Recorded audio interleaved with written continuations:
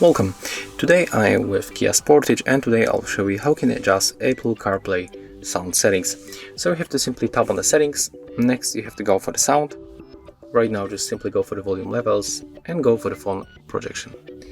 At the top we can find the Android Auto, but when you scroll down just like that, we can find here the Apple CarPlay. So we can change the volume level by tapping on the plus or minus. The same with the phone volume. When you scroll down, we can also find the navigation volume level, and when you go below, we can find the voice and the ringtone volume. And everything you are changing by tapping on the minus or plus, just like that. So if you find this video helpful, remember to have a like, comment and subscribe to our channel.